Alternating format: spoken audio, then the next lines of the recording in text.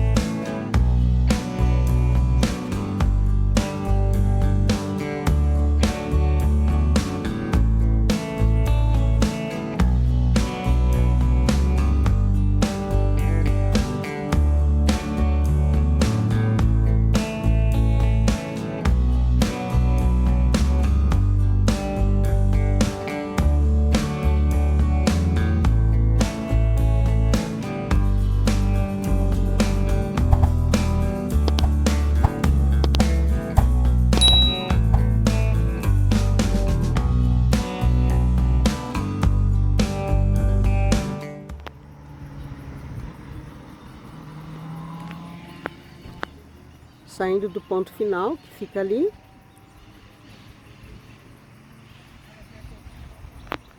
Nós vamos começar a nossa caminhada.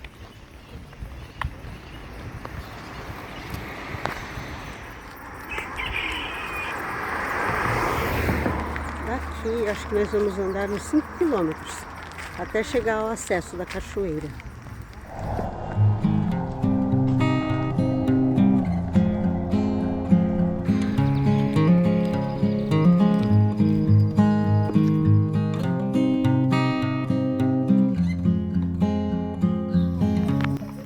Quem assistiu nosso vídeo sobre a nascente do rio Tietê vai lembrar dessa placa aqui.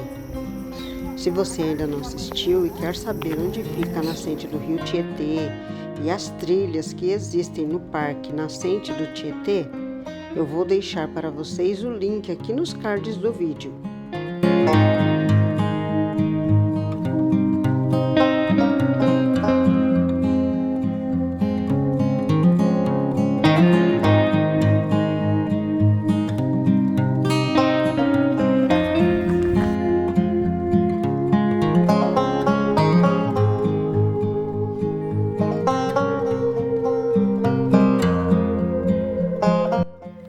Só precisa atenção aqui na beira da pista com os carros.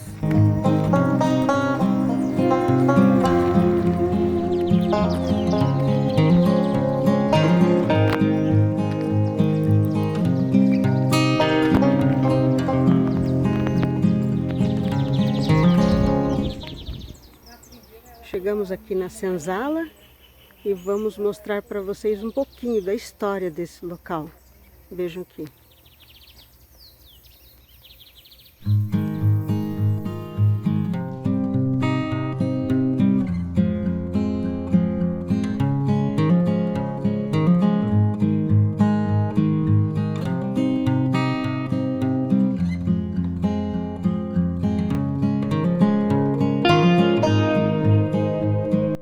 Nosso anfitrião irá contar toda a história dessa casa e dos donos dela.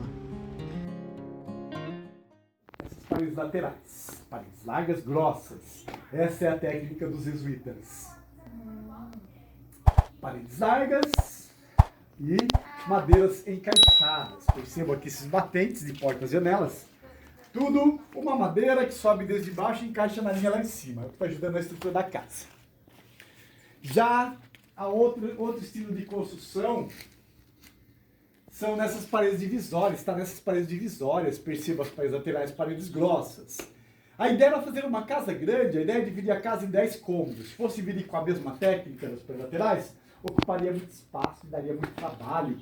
Então não havia necessidade de ser paredes largas só para dividir os cômodos. Aí eles tinham conhecimento de uma outra técnica de construção diferente chamada pau a pique. Pau a pique em Tupi-Guarani quer dizer pau à mostra. Essa é uma técnica indígena. Então ali uma técnica jesuística e aqui uma técnica indígena. Onde iam para a mata, perceba aqui as madeiras, o entrelaçado, tudo amarrado com cipó, as ripas tiradas do palmito jussara, iam para a mata, cortavam as madeiras, preparavam o material que tinham em mãos para cada região, preparado o material, fazia as amarrações, o entrelaçado pronto, preparavam barro. Aqui podemos falar que é uma casa de barro. Aqui é barro, tinha que ser barro. Já ali não é barro, porque não tinha como socar barro. Ali exigia de socar soquetes, por isso o nome pilão. Taipa quer dizer terra molhada. Pilão era o soquete que socava as camadas. De camadas em camadas, iam levantando essas paredes. Percebam aqui as camadas que eram socadas, uma seguida de outra. É verdade. Caixotes, por isso que aqui está um cantinho. Podemos chamar aquele caixote lá de taipau. Eram vários caixotões daquele estilo, encaixados aqui à volta toda. Aí jogavam mistura para dentro dos caixotes e um bando de pessoas iam socando a volta toda e encontravam novamente outra camada. Então imagina-se muito trabalho, muito suor, muito cansaço. E esse trabalho todo foi feito por mão de obras e pessoas que eram escravizadas. Então imagina aqui em torno dessa casa, para a construção da casa. Para a construção dessa casa, imagina-se muita coisa aconteceu também, muito suor, muito cansaço, muita pressão, pode ter derramamentos de sangue. E a gente imagina muita coisa aconteceu. Se encontra várias peças hoje, peças utilizadas no trabalho com mais de 100 anos. Tem 100 anos, pode falar que é uma peça histórica, portanto podemos chamar de museu. Já a construção chama atenção, a altura da casa que chama atenção, que é fora do padrão de hoje, uma casa alta hoje não se vê mais. E esse padrão de casa alta, na verdade, na época, eles pensaram em tudo. Não tinha luz, era para tornar um ambiente bem arejado e também com bastante circulação de ar, porque a ideia dessa casa era ser um ponto de parada, onde envolvia mercadorias. Para não mofar as mercadorias, tinha que ter bastante circulação de ar. Por isso, portas altas abrindo lateralmente. Percebam que essas janelas abrem lateralmente. Imagina se elas abrissem aqui reto, aqui, ó. Eu ia clarear os cantos. Então é tudo pensado. Tudo pensado. As grades era para dificultar a fuga e também protegia dos ataques de onças, bichos do mato. Porque isso aqui na época era mata fechada de fora a fora, uma única trilha no meio da mata que ligava Litoral Norte, Porto de São Sebastião, que está mais nessa direção, e Vale do Paraíba, região de Jacareí. O restante era só mata fechada e uma única trilha no meio da mata fechada, por onde passavam as tropas carregadas de sal, que era o principal produto. Aí depois escravos tornou o produto avisado como moeda de troca.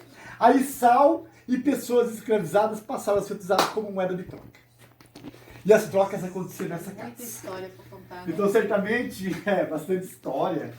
Não tem como não falar um pouquinho de sofrimento para um bando de pessoas que eram tratadas como mercadoria. Vocês imaginar pessoas sendo tratadas como mercadoria, imaginar uma exposição de pessoas que chegavam os fazendeiros, escolhia aquelas pessoas e trocava. Né? Trocava, então era uma exposição de pessoas. A gente imagina isso uma coisa que não era normal, né?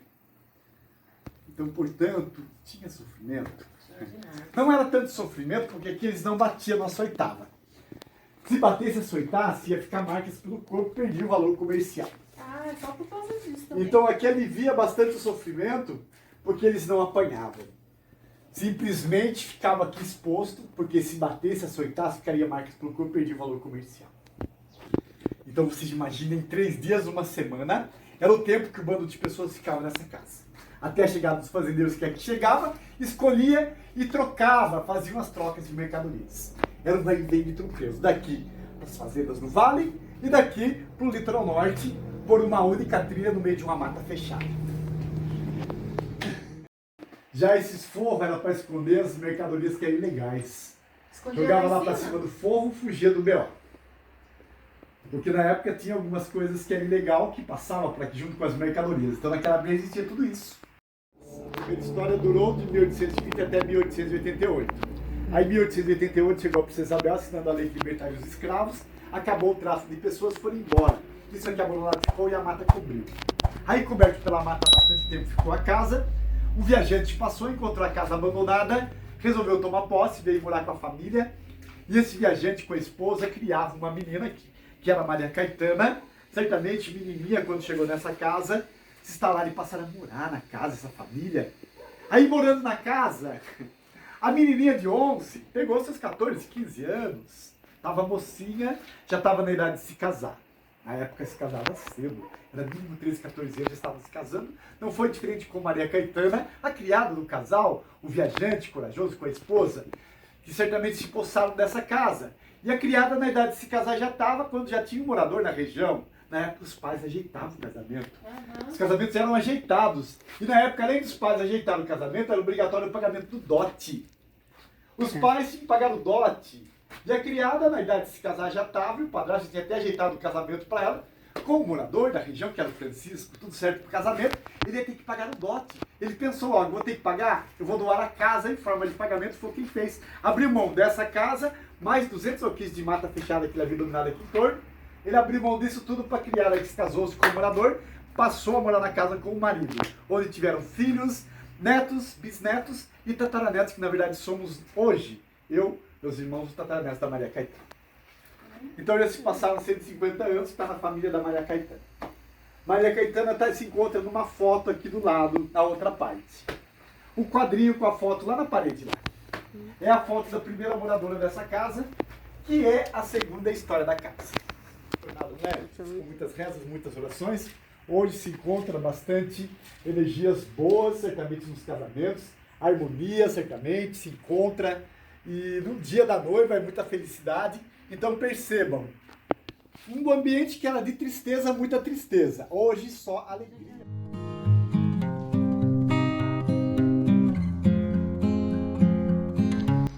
Ali é o restaurante.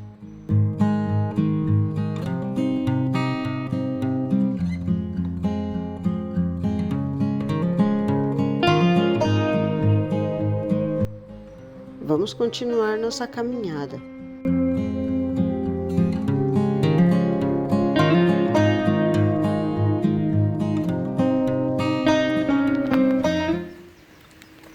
Chegamos, pessoal. E olha, vejam aqui, tem estacionamento. Você pode deixar seu carro. E daqui a pouco nós vamos até a Cachoeira da Porteira Preta.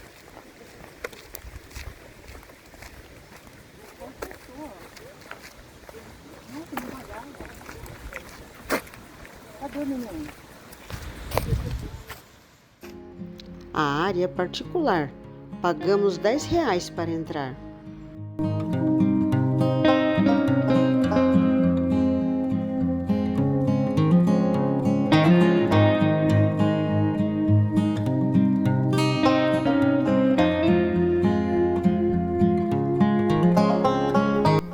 Vejam, essa é a Cachoeira da Porteira Preta. Bora refrescar um pouco nessa cachoeira.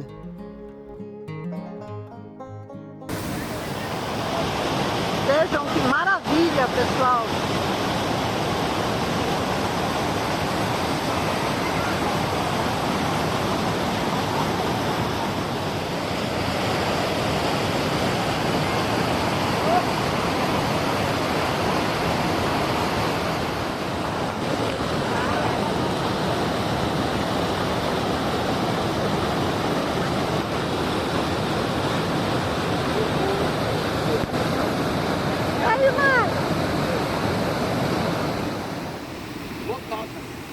Podemos ver a cachoeira dessa ponte aqui, ó.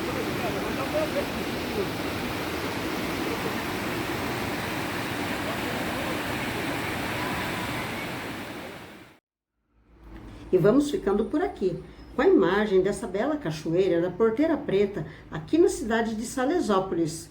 Se você gostou desse vídeo, deixe seu like, inscreva-se no nosso canal e compartilhe com seus amigos. Até o próximo vídeo.